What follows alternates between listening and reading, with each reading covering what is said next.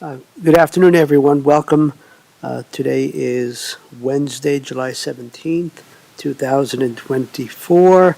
This is our second afternoon work session. This one is regarding performance measures for our public records information service area. My name is John Kavalis, Commissioner. Yes, pause for a moment there. Commissioner from District 1. Joined by my colleagues, Kristen Stevens from District 2, Jody Shattuck McNally from District 3, and we have our, I often like to say, esteemed county manager across the way, and I think it would be appropriate to turn it over to you to cue things up, and then we'll go from there. Sure, it won't take me long because Julie's going to be our expert. We do meet with you from time to time to talk about some of the performance measures for each of the service areas. Julie Elser has taken this over from Matthew Behanen. Julie is with our performance, budget, and strategy team, and I think we will see some changes today based on some recommendations from some of the departments and offices, and then Julie's input in getting those displayed for you all. So Julie, it's all yours. Thank Welcome. you. Welcome, Julie. So I'm Julie Elser, Data Program Manager. And so today we're hearing from Public Records and Information to present their performance measures. And I just wanted to take a moment to point out, we call these the performance measures dashboards, but they do also contain some community indicators. And just to distinguish between the two, a community indicator would be a metric that we don't necessarily have direct influence on. It's something we might respond to. But it's there to inform us about trends in the community, whereas a performance measure is a metric that the county would have more control over, and we will often see a goal associated with those metrics. We have a few more slides this year than we've had in past years, so that's just something we'll keep in mind as we're keeping an eye on time as we're going through them. We'll plan to take just under 20 minutes for each office, and if we're good to go, we can go ahead and get started with the assessor's office. And Julie, if I may, before we continue, if you could do your best to talk a little bit closer to the mic. Oh, I'm sorry. Yes. Will do. Thank you.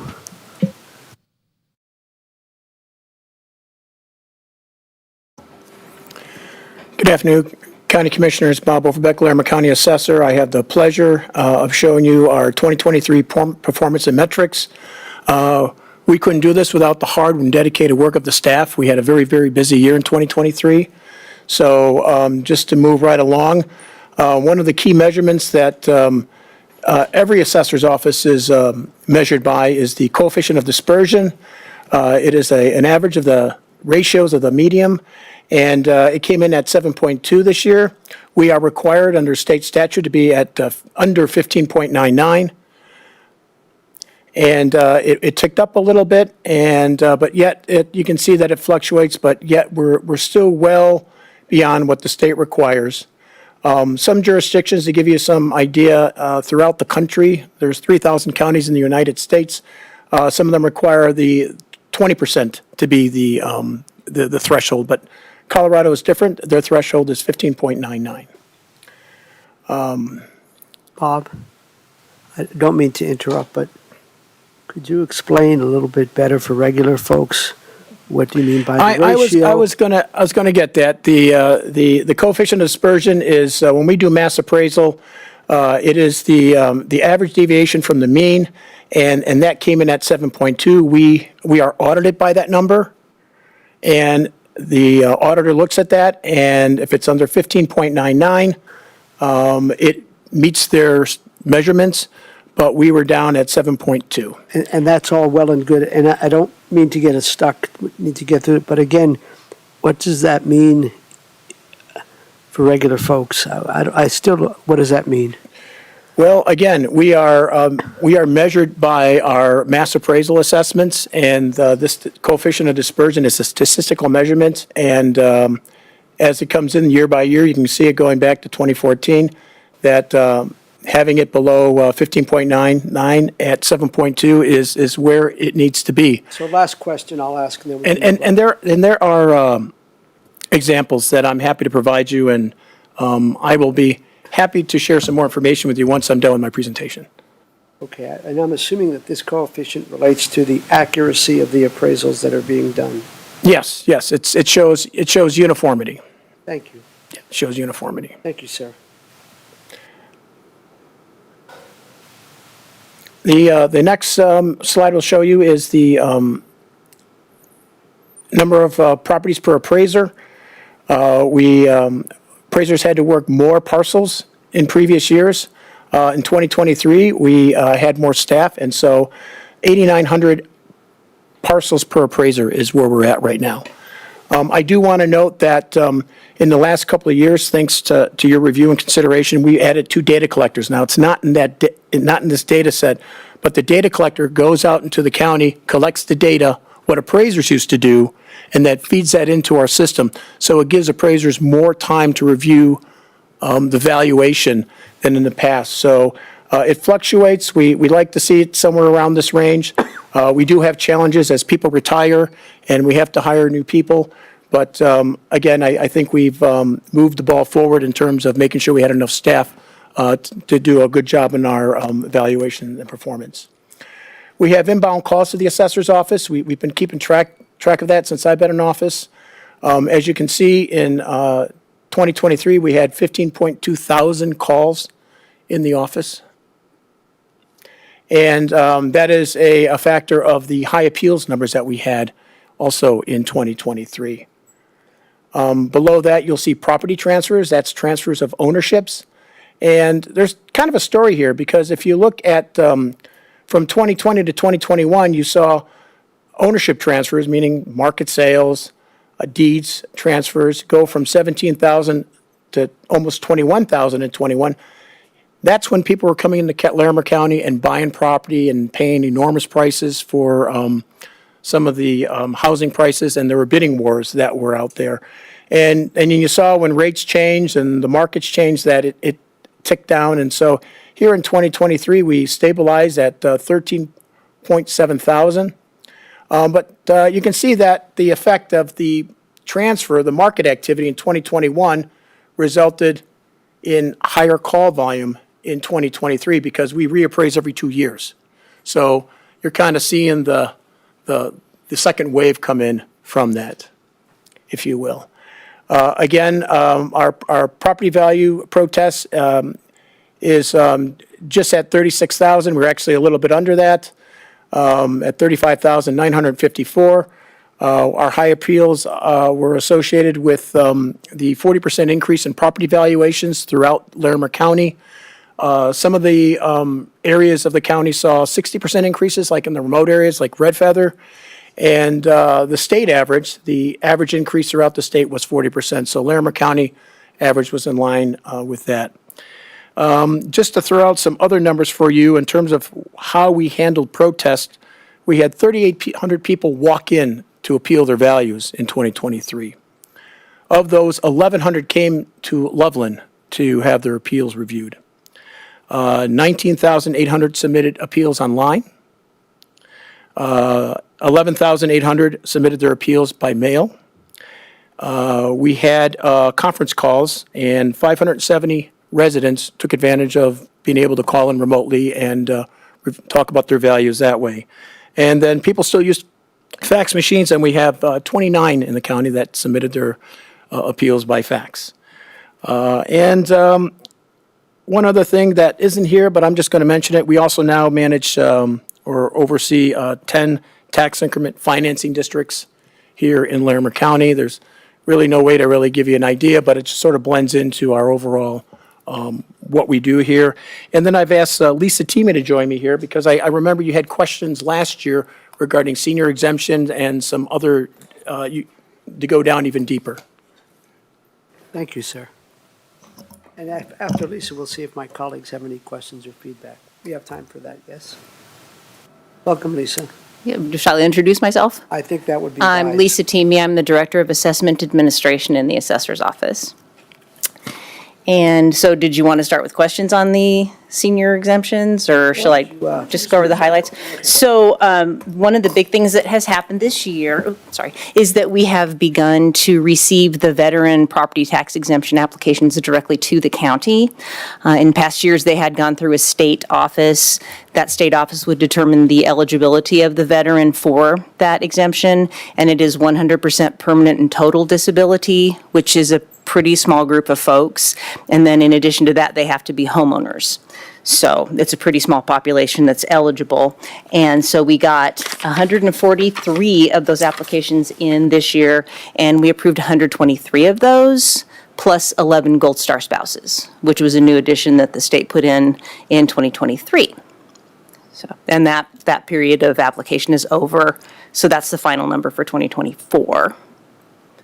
Can you give them 2023, please? Yeah, 500, excuse me, that is the total. So 2023 totals of veterans were 96 and Gold Stars were 10.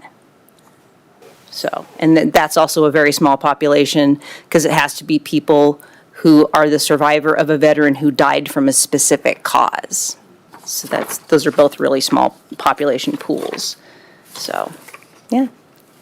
And do you have totals for 2023 that we, for senior exemptions? Yes. Those are 2007-23 approved, and that's of over 3,100 applications. So there's a lot of denials, a lot of duplicates, a lot of that kind of thing. So we get a lot more in than we actually approve. And each one has to be processed individually.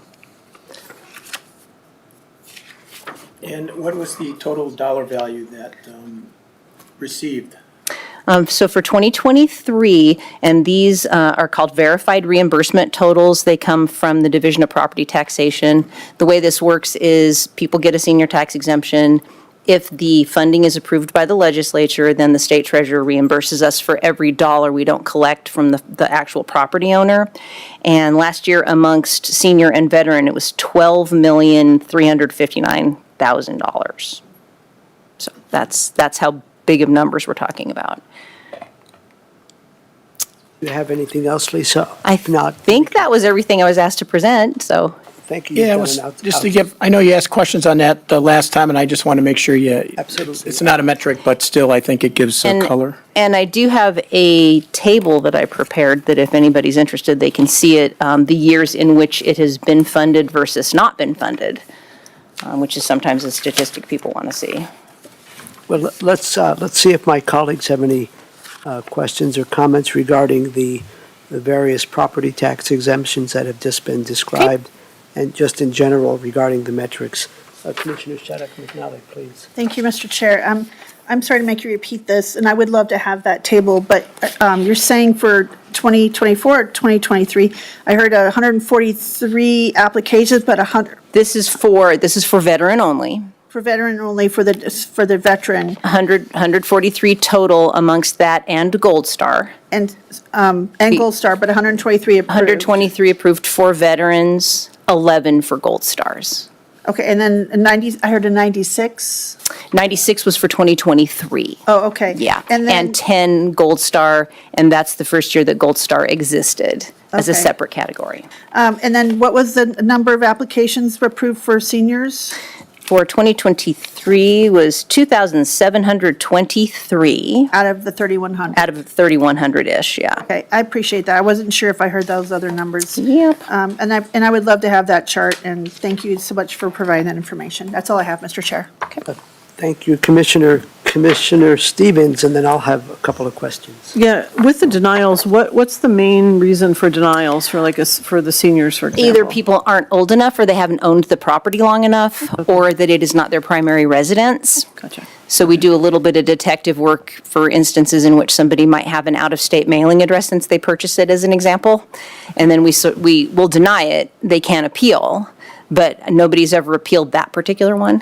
Yeah, okay. Because they have to Makes present sense. evidence that they either have had their vehicles registered here, they have boated here, that kind of stuff that ties them to the state. Sure.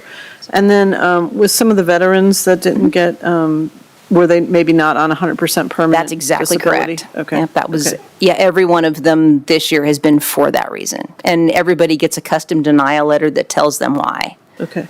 That's And then good. just a question about the property value protests. What percentage had their valuation changed? There was a 30% adjustment in 2023. In past years, it's been in the high 50s, and in the previous cycle, it was in the low 50s, so. Is there any goal like that we try to measure with that? I mean, is 30%, similar to other counties? Do you feel like that's a good amount? Well, throughout the state, there are record appeals in almost in every jurisdiction, triple than what, some have seen triple than what they normally had seen given the valuation increases. Still lower than what Larimer County had because of the size of the jurisdiction, but they had triple. The IAAO, the International Association of Assessing Officers, likes to see it somewhere between 8 to 12%. It's sort of, an industry rule of thumb if you can get there. But no, I think people reacted to a couple of things, is that when we sent out our notice of values last year, May, we had legislation that told us we had to put the estimated taxes on there, which and if you know what happened on May 1st last year, the legislature, along with the governor, came out with a whole new tax proposal scheme that was less than what was on our notice of value. So we had to base it upon previous years. We didn't say, we think they'll do this, we'll do this. We use all the same mill levies, all the same factors, based upon the valuation increase. So I think people had a shock on that. It's kind of hard to explain, but they never saw, you could still estimate your taxes, but they weren't on the NOVs, and I think that prompted additional inquiries, and we had the values in range correct, but people still felt obligated to protest.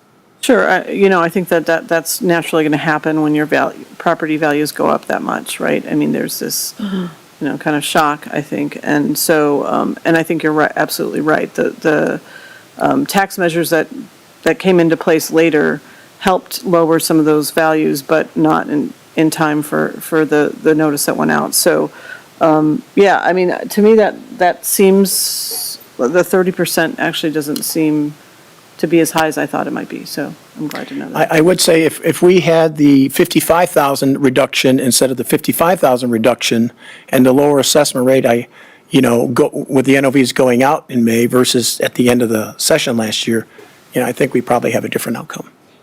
Thank you, thanks for explaining that. In light of the time, I'll just offer one question, because I think you said we had about 20 minutes per service area or department or office. If I understood you correctly, Lisa, you mentioned that recently the county is processing the disabled veterans homestead exemption applications rather than the state. If that is correct, why did that change occur? And how is that affecting That was workload? legislatively changed. Say that again? Legislatively changed in 2022, I think, to go into effect for 2024. And all that pertained to was that office was determining the eligibility of the veteran. So we never before saw what's called a VA benefit summary letter. We would just get the applications that said, hey, this person's got the qualifying level of disability. You, as the assessor's office, now determine, did they buy long enough ago, which is just basically by January 1st of the current year. And then we would approve them. It goes into our reimbursement totals to the state treasurer. So that's what's different. And we get to interact with the veterans a lot more directly. There had been a lot of issues with the applications getting to us in an efficient manner from that state office because they, of course, were sending them to 64 counties. We only have to deal with our own county ones now. So it's been very beneficial, I think, for the veterans as well. So from a policy and an operational standpoint, there's logic to this statutory change. Yep. And then it's much preferable, I think, to the veterans as well, because if they want to physically walk in, they don't have to go all the way to Lakewood. They can just walk in here and say, here's my application, and we can look over their documentation and say, we can make a determination based on this right now.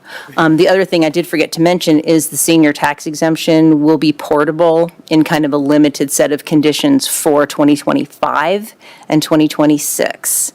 So that's a pilot program I believe the legislature has put in place to allow people who had had a senior tax exemption, lost it in a particular period of time, to get portability to their new property. So that's going to be a little different. We don't have a lot of direction. The rules haven't been promulgated, and we have not seen the forms. We don't know what kind of certification they're going to have to provide, that sort of thing. So it's kind of up in the air. It's just there, and we're getting a lot of inquiries, a lot of interest about that. And one of the reasons I had Lisa present additionally with this information she has here, but it just sort of broadens how much our customer service activity is to serve the public in different ways. And we're continuing to have to do that and be innovative with that, given the legislative changes that we're required to do. Yes. Thank you very much, Lisa. Thank you, Bob. I have a few other queries, but I will hold off on that. Is there anything else, sir? Yeah, just some good news items here. I'll just be brief. You know, we have 169,000 parcels here in Larimer County that we have. We support 374 taxing districts here in the county. Our office works with. Lisa's team has some interactions with them. We have 18 state deadlines that we have to meet, and we were pretty busy trying to do that last year. And something you probably don't know, but we had 335,000 visitors to the Assessor's website last year. So we're tracking data in all ways over the last few years, and I will be providing a sort of a summary of all this to come forward here within the next month, in addition to our modeling report. So we're going to show our work, what we've done for 2023 in the model report. It'll sort of be like an assessor's office kind of report. We haven't done this before, so it'll be new, but I certainly will make sure that we have that the definitions in there of the coefficient of dispersion, that it describes the uniform process that we have for property values, and it's also what we're audited for. So we'll have some of these news nuggets in terms of the data that we have, so the folks know what we're doing here. We're just not busy doing protests. We're actually supporting the community and taxing authorities throughout the year in all sorts of ways. That's great. Thank you for sharing that good news. And my hope is that when you define coefficients of dispersion or something like that, that you will do your best to define that in plain language. Plain language, and I'd be happy to show the math if you have an hour. Not right now. Okay. Thank you very much, Commissioners. Thank you both. Appreciate it. Well done. Thank you. Shall we move on, Julie? Yes, we can go ahead and move on to the clerk and recorder. Oh, the clerk and recorder.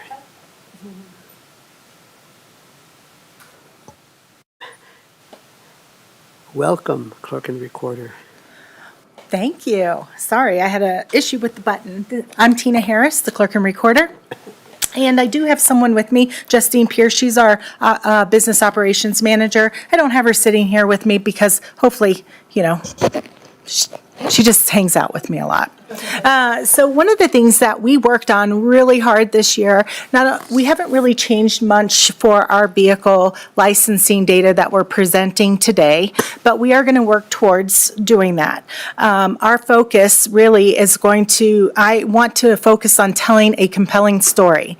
And so my focus today is going to be pre-COVID, COVID, and then post-COVID, because many people do not realize this, but we touch every adult community member in Larimer County in one way or another through our vehicle licensing office, our recording department, and elections, whether they're registering to vote, changing their voter registration, voting, new purchases of vehicles, renewing, buying property, refinancing property, marriage licenses. We do all of that. So one of the things that I wanted to touch on is we're going to see some the other thing I think I need to highlight is that the clerk and recorder's office is impacted by our economy as well. And so when you look at this, 3 points of information here, we talk about the motor vehicle lobby wait times in minutes. In 2019, our goal is to be less than 30 minutes. In 2019, we were open to the public, which we allowed appointments. They got to choose. The customers coming and visiting our office were able to choose whether they wanted to make an appointment and visit us, or they could walk in and visit us.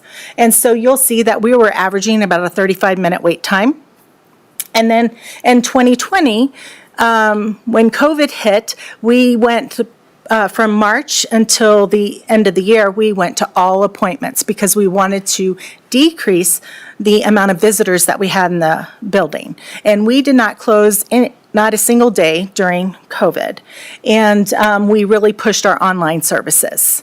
And so that dropped our wait times below that 30 minutes because we were able to control how many people we had coming into our office. 2021, same thing. It was by appointments only. And so 2021 and 2022, so you see that they continue to go down 13 and 11 minutes. Wouldn't that be great if we could always have that type of wait time? But late in 2022, or I'm sorry, in 2023, we opened our office back up so people could choose whether they wanted to walk in or make an appointment. And so you see them starting to climb again. And that's an average, and that includes both appointments, which only wait about 10 minutes or less, and then our walk-ins, which are waiting 20, 30 minutes. And so that's why it's an average of 15 minutes, because they're both together. So we're keeping our eye on that. We want to balance that. It's balancing it. And then the other thing that I would like to highlight is that our online services, as you can see, have increased. So in 2019, not very many people wanted to use our online services. They wanted to come in to see us, which is awesome, but, there's other options out there. And as you can see, they continued to climb, and they're still climbing. Because during COVID, we really pushed folks to use our online services, and now they're accustomed to using those online services, and they continue because that just works for them.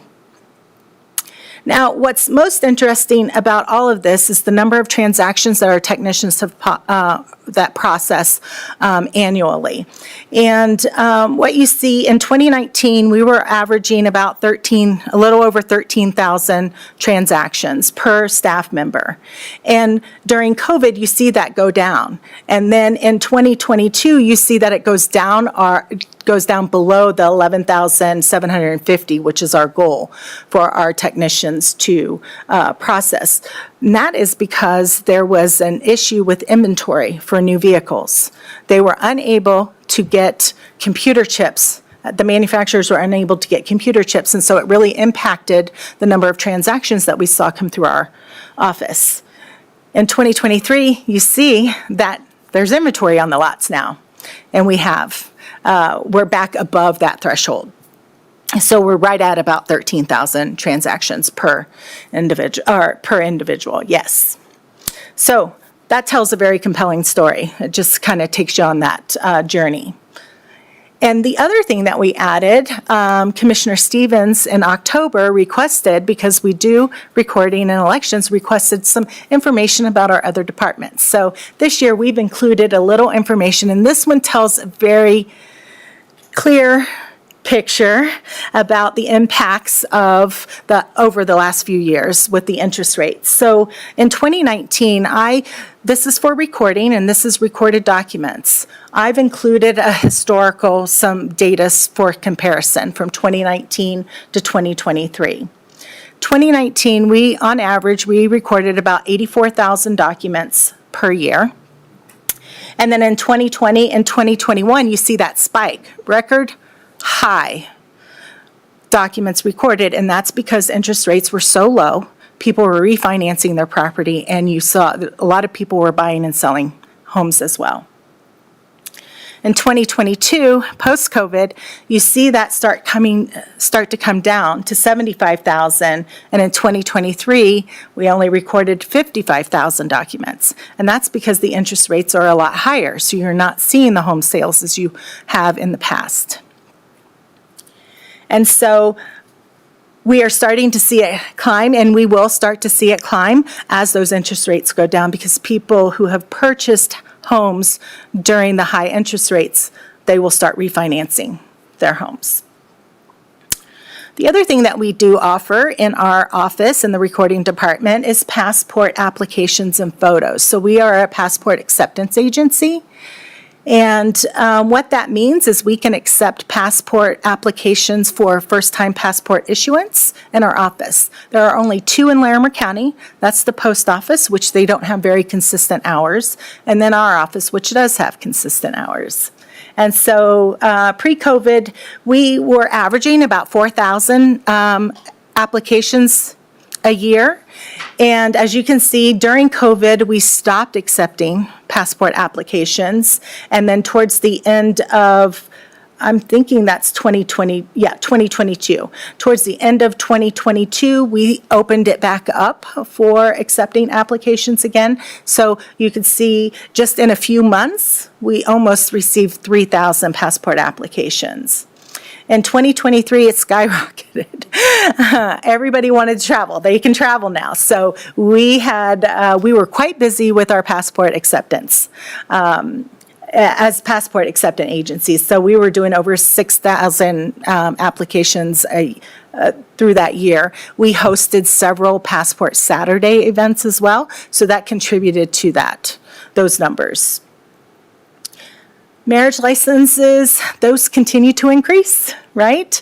The issuance of marriage license and civil union license, that continues to increase. We never closed our doors during COVID, and we were the only county that was open. So we would have folks from different parts of the state travel to Larimer County to get their marriage licenses. So as you see, it continues to increase as we move forward. And now let's talk about elections. That's our favorite topic. So, yes. Tina, forgive me. Why don't we pause for a second? Sure. I'm mindful of the time, but there might be questions on what you just presented. Sure. I think Commissioner Shaddock McNally, you have a question, comment, or perhaps observation? Thank you, Tina. It's very exciting to hear all this great news. So I have a clarifying question and then another question. Sure. That would be okay, and I'll be mindful of the time, Mr. Chair. You said that there's only 2 locations, your office as a clerk's office and a post office in Larimer County. Do other county clerk's office do passports, or are we one of the few in the state that do that? We are one of the few in the state. I would say there's probably about 5 counties outside of Larimer County that accept passport These applications. are not renewals, right? These are first time. Right, these are not renewals. These are new applications. And do we collect enough, is that a kind of a new revenue or expenditure neutral, or do we end up, just curious? It's a revenue generator for our department. Okay, great. And the other question I have real quick, I know you started the recording activity notification, which I have to say you've done some really great improvements and some wonderful things. Thanks. The iVoting sticker and all this. Can you tell me, has that increased, how is that going? I still need to do it myself. Sure. Are you seeing a big response from that, or people, and how's it gone? Just curious. It's going great. So we implemented that in January of this year. So next year, when we do our metrics, that will be included in this. We probably have upwards of 5,000 who have already registered for that. We would like to get more. So every time I'm out in the community doing any sort of community engagement, that is the first thing that we offer each person that visits us. Great, thank you so much. You're welcome. Thank you, Commissioner. Commissioner Stevens, anything at this point, at this moment? Nothing, I'll save it for the end. Okay, thank you. Please carry on. Okay, so elections, because in 2023 we conducted a coordinated election. And so I wanted to provide that information because that was the only election that we conducted in 2023. So I brought in the numbers, our coordinated election for 2021 for a comparison. A couple of things that we're going to look at is our voting service and polling centers, or what we like to call VSPCs, and then also our 24-hour drop box locations. So during a coordinated election, we are only required by the state to open 3 VSPCs in Larimer County. However, we go above and beyond that because Larimer County is so large. We want to make sure everyone in the community has the ability to visit a VSPC if that's what they would like. So we open 6 during a coordinated election. our 24-hour drop boxes, that is a little more complex how we determine that. And it is based on the number of registered electors, eligible electors that we have in Larimer County. And so when we were making the determination, we had 255,784 registered electors, and we have to have a ballot box for every 30,000 in Larimer County. So, and then two for each of our campuses that have more than 2,000 registered students. So we should have about 10 in Larimer County. That's just not enough. That's not enough for us, right? So we currently, in 2023, 2021 and 2023, we had 23 24-hour drop boxes. In 2024, we actually opened another one. So we'll talk about that one next year. Voter turnout for the coordinated election in 2021 was at about 43%. And we saw an increase in that in 2023. We were at 48%. The active eligible electors in 2021 were 259,693. And in 2023, we were at 262,025. So that increased as well. The other thing I'd like to point out is voting method. Most people like to return their ballots either by mail or dropping it off in one of our 24-hour ballot drop-off boxes. We still have folks that like to visit our VSPC, and that's why they're there, right? So in-person voting, in 2021, we had just a little over 1,500 voters visit a VSPC or vote in person. And in 2023, we had a little over 2,000 folks vote in person. But the majority of the ballots that we receive that are returned to us are through the mail. And that's what I have. Thank you. Your head's spinning. So we have 3 minutes. Okay. Who would like to, let's go to Commissioner Stevens. Do you have a question, comment, or perhaps observation? Just thank you for this, and thank you for including those additional metrics. It was interesting to see, because that's not, your department does a lot of things, and the passport increases, and even the marriage increases, honestly, not necessarily surprising, but really interesting to track that. One of the questions that I have is, so with the VSPCs and the, let's say in a coordinated election too, maybe we can just let people know what that means, because I don't know if people understand that terminology. Sure. A coordinated election is where entities, municipalities, school district, taxing, any type of taxing district can coordinate with us to conduct that election. And even the county, we can coordinate with the county as well. But that's what that means. That's right. So it's a lot of, the ballots look different in different places. They look different. They're very, very different. With the number of people that vote in person, do you, do you change the hours of the voting service, the VSPCs, to reflect kind of like, you have to staff those with a lot of people. So does it always make sense to have the same hours for everyone? Do you reevaluate that every election season? What does that look like for you? And are you talking about staffing in them with judges? Talking about staffing them, and then, do you change the hours based on sort of demand? No, because those hours are set in statute, so we have to have them open up to Election Day. We have to have them open from 8 to 5 during our regular business hours. We will have them open. And depending on the election, so a coordinated election, we are required to have it open, a VSPC open 4 hours on a Saturday. We get to choose what 4 hours, but we usually do that 8 o'clock, 8 to 1 or 9 to 1. And so, and then on Election Day, we have to have the polls open, or those VSPCs open from 7 a.m. to 7 p.m. Can you add additional hours if you wanted to? Or is it really, or is statute really We clear could- about which days Yeah, and we hours? could add additional hours if we wanted to, but we find that it's not necessary. If folks that, they already are accustomed to those hours, and it fits within their schedule. So that's what, that Saturday, a general election, we have to have it open for 2 Saturdays, right? And that is a full 8 hours. So depending on the election, we'll determine those hours. Wonderful, thank you. Thank you, Commissioner. Commissioner Shaddock, anything really quick, perhaps? Just one quick question, and then just lots of great data here and well done, great job. I really think you've done some excellent changes and stuff. But you said mail-in ballots, that's mail and drop-off boxes? Yes, so it was returned to us either by dropping it off or through the mail. Okay, that's only clarifying, thank you. Okay. So, thank you very much. I have a question that I would ask, maybe you could follow up on, since we're over our 20-minute allotment and we don't want to shortchange the next office. And that is, I'm curious with regard to the documents that were filed, the previous slide.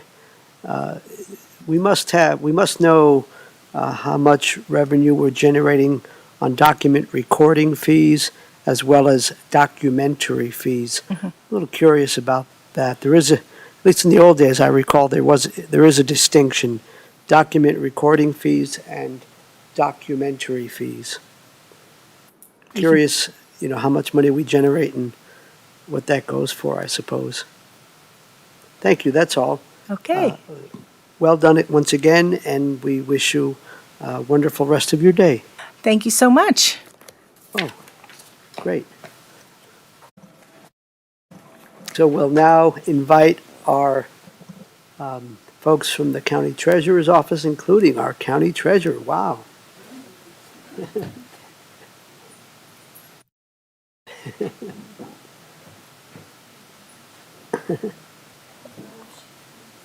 Yep, there we go. Good afternoon, Irene Josie, Larimer County Treasurer and Public Trustee. My Chief Deputy, Todd Sims, he is very familiar with the Public Trustee arena, so we'll start with the Treasurer's information, and I'll let Todd then fold into the Public Trustee numbers. So I want to also, as Bob did, thank the staff. I think I mentioned last year, that when I started in '86, we had 14 people in the office. Now we have 12, and we've absorbed the Public Trustee's office. So I'm real proud of the numbers that we have. We've doubled in size with the amount of properties that we service, as well as notices that go out. And to be able to do that with less staff is pretty impressive, I think. So it's a good team, and I want to thank them because I couldn't do it without them. And we also collect over twice what we used to collect. So it's a big task. It's a big job. Very grateful to have it. So we'll start with the treasurer's information. With the percentage of property taxes collected, you'll see from 2018. And you'll probably wonder why that's 100% and why it's gone down. We have recently, especially this last year in 2023, if somebody sent in a payment without delinquent interest, we accepted it. So we created a pending action to be able to not take those properties to tax lien sale and just make sure that they got that on their next tax statement. So if they owed $23, we're not going to send back $2,300 because they're a month late. So either we bill them or we put it on the following years as a previous year due. And that was a big part of this, as well as a lot of abatements recently. The last few years, there have been a lot of abatements. And it takes a while for the state to make a decision on some of those, the exemptions, the abatements, when they go through the process. And those are not actively collected once there's a pending status on them. The assessor's office notifies us, the state notifies us of their status, and then we put pending on them and don't collect. So we don't send them delinquent statements, and we don't try to collect until that's resolved. So I think that's why that number is a little bit lower, the 99.71 for last year. Currently, year-to-date, we're at 96.77 because we are in the middle of July, and we've passed all 3 of our deadlines already, so, yeah. Electronic payments, really excited about this. In 2018, we only had about 7,000. This last year, we had almost 32,000. Year-to-date, I thought it might be kind of interesting, we have over 37,000 year-to-date. So we are trending up with that, but we are quite a bit percentage collected, so we won't get a whole lot more now. But delinquent statements went out last week, and that's bringing in another influx of payments. People neglected it, didn't realize the mortgage company, wasn't going to submit the escrow for last year after they paid off their mortgage and a host of other reasons. May I ask a quick question? Certainly. What percentage of the total payments does this number represent? Percentage of the total payments? Total, I mean, people still make their payments, their property tax payments in person, or they drop Yes, off, yeah. or they bring a check in. So I'm curious, this 32,000, those payments, what percentage is that of the overall payments? Oh, that's a good question. I'd have to do the math, but I will. Okay, sometime, Yeah, just curious. yeah. Thank you. Okay. The courtesy delinquent notices to manufactured homes went down significantly last year because of legislation. Less than 24,000 in value dropped off the tax roll. So that's why that number for 2023 is so low.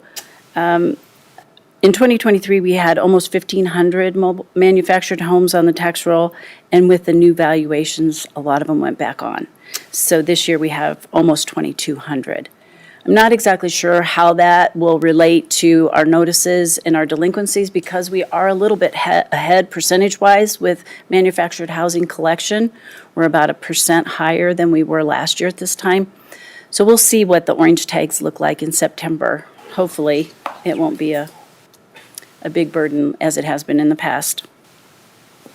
Tax liens sold, as you can see, that went down last year, 647 of them, which was really kind of a bonus for us. We were able to get our tax lien sale done within a couple of hours, so that was good for the investors and the staff and the folks out at the ranch. So we don't know what this year will bring with the higher valuations, and we're about a percentage under what we've collected normally at this time of year, so not certain yet. The economy is just so iffy, and we're so dependent on what the economy is doing, whether it be interest rates for interest income.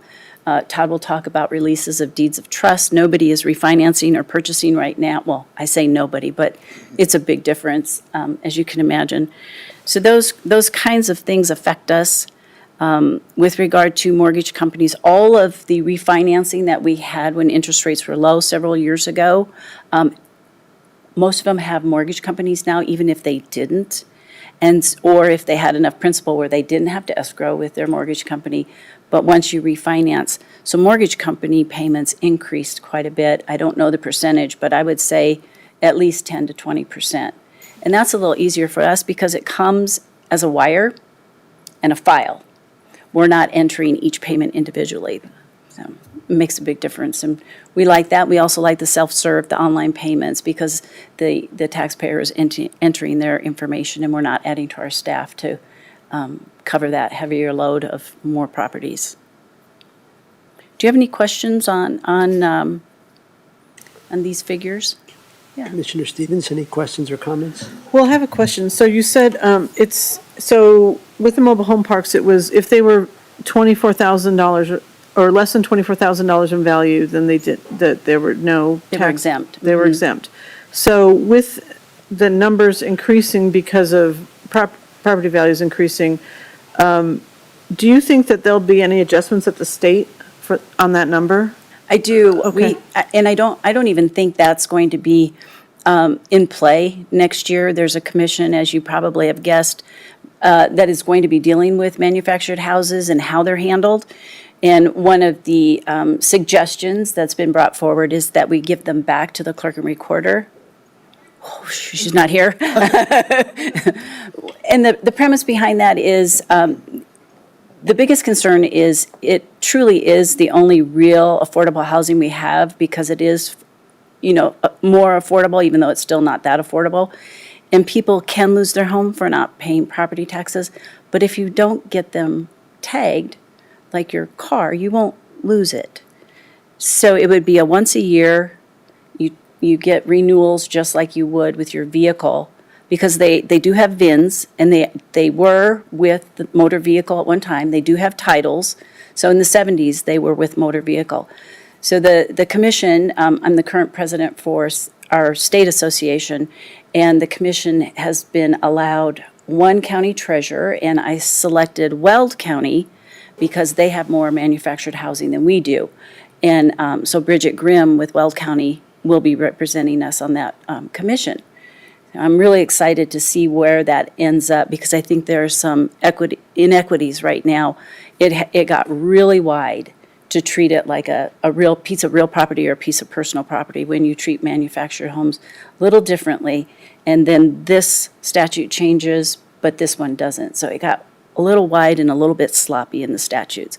If we can make that a little better and more concise and treat it more like a vehicle or an RV or something to that effect. And if it's purged to land, of course, it would be treated like real property. Right, but often it's not. Is that Correct. correct? Very Yeah, few, yeah, very minimal. few. Yeah. Well, I just want to say I really appreciate your thoughtfulness in this space and how you've really influenced at state level, but just how you understand the affordability concerns. And I know that in your heart you have a real concern for people keeping, not keeping their property and being able to stay there and live there. And so I feel I'm grateful for your leadership in that space of really making sure that we're treating people fairly and doing the right thing. So I just want to give you kudos on TV for the dozens of people that are watching.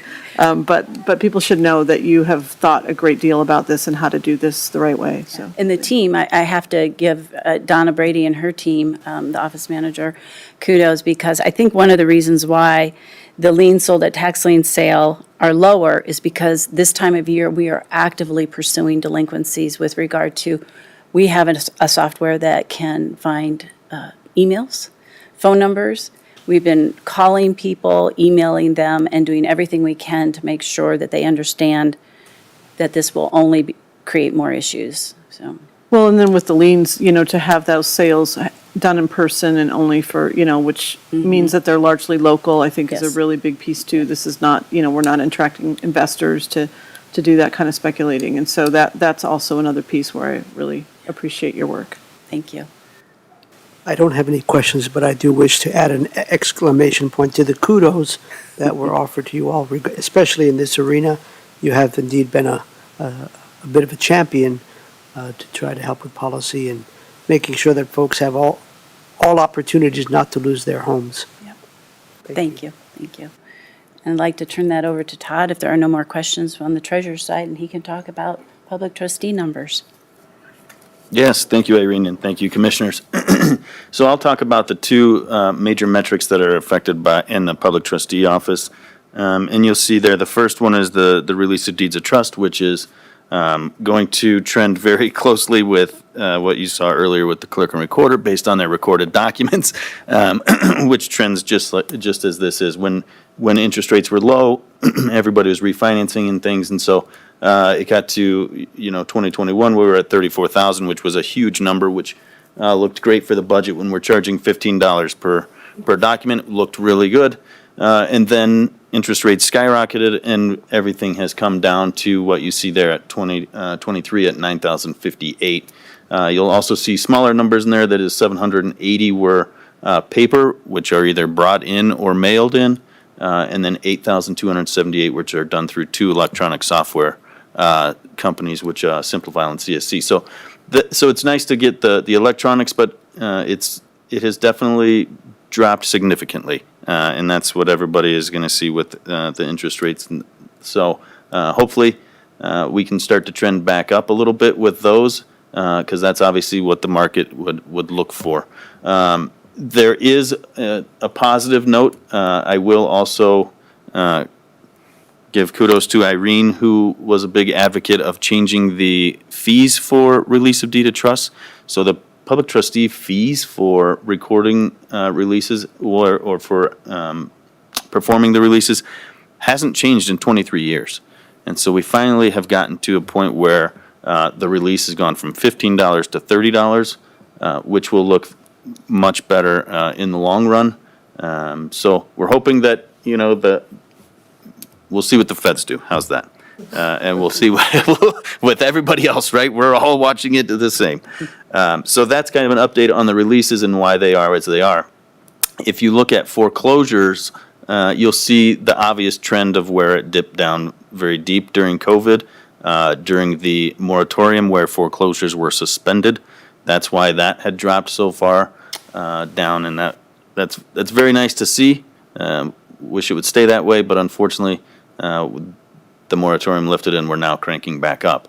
You'll see there that for 2023, the new opened is 218. That's pretty much in line. If you were to even go back past 2018, it's we're now back to kind of the level playing field. The sold is always a big one for us. That's sold means sold at the foreclosure auction sale. 11 were sold, which if you look at 2018 and you have 41 for 183 opened, we still help. We're still pushing people to reach out to the attorneys. What can they do to stay in their home? Like you say, we do what we can. We are not in the real estate business. So it's really looks good to have only 11 that were sold, and it's nice to see the withdrawals that are so high. It's right at 218. Now these can go overlap in years. If it's going to open in December, it could be withdrawn in January. But that's a great number to have up that close. So currently we're sitting at 97 opened for the year, 94 witdraws for the year, and 10 sold so far this year. So we're trending very similar. And I'll go back real quick to the release of deeds of trust. We're almost the exact same trend currently with 333 paper, 4277 electronic for a total of 4610, which it'll put us a little bit over last year, but still trending in about the same number there. So that's all I have. I'm happy for questions or comments. Commissioner, any questions or thoughts? I don't really have any questions, but there again, Todd, I appreciate the work that you do, and you're right. It's nice to see those withdrawals and the solds be relatively low. So there again, I appreciate it. I know you guys aren't real estate agents, but I know you do your best to inform people of their opportunities for them to be able to not have those foreclosures. So, And if I may add, also, one of the reasons we wanted the fee bill introduced and effective January 1st of this year is a lot of counties were subsidizing this process. There's no public funds in this process. It's all fee-based and fee-supported.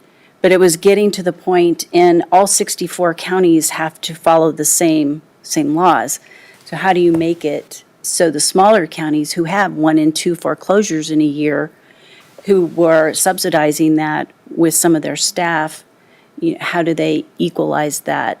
And after 23 years of not having any increases in that, we thought it was the right thing to do, especially for, and I like to use examples, but I liken it to, as somebody mentioned, I'm not for increasing fees, I want to be clear. However, it needs to sustain itself and not be at the detriment of the folks that are actually paying on time. And, so not subsidizing it with public funds was the goal for that and the reasoning behind increasing the fees. Yeah, thank you for explaining that. Right, it's not like we're trying to, we need to recapture costs, and if it hasn't been raised in that many years, it's no longer doing Even though we're so. very efficient. I appreciate your efficiency, but at some point, something's got to give, right? And sometimes those are battles at the state level, I know, to increase those dollars, so I appreciate your work on that. What about interest rates? Are we seeing, are there any guesses on when things? I think it's going to stabilize at the Feds meet later this month, at the end of July.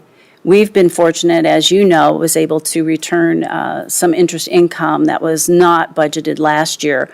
And I think that's going to be very close this year, maybe a couple million under how we performed last year. But we speak with Matthew frequently on those numbers and adjust them. So I think it's going to be fairly level. If anything, after the November election, we might see a little bit of a drop, but I'm not certain, depending on what the feds do. Yeah, and I don't mean to make you some kind of It's definitely a and guessing that's game. obviously the benefit is that we have seen some of that interest, that some revenue from that interest, which has been, but as I see, like, I keep getting offered CDs for, 5.5? 5%, that's right. Our 7 liquid- months, though, 7 months, Our liquid everybody's hedging funds their are getting bets. close to that. Yeah. So there's a lot in the holding pattern, so. Thank you, thanks for explaining that. Yeah, it seems like the anticipation that they're staying level for at least a while, so, Yes, okay, yeah. thank you. Thank you. I don't have any questions, just appreciation for your good work and Thank you. for presenting this. Thank you, Julie, for helping to coordinate, and of course, Matthew, I'm sure, has a role. I don't mean to be rude, but I have to transition to a Zoom meeting a minute ago, so I think we'll adjourn. Perfect. Thank you all. At 3:31 Thanks for your time. PM, we Appreciate are it. adjourned. Thank you. Thank you.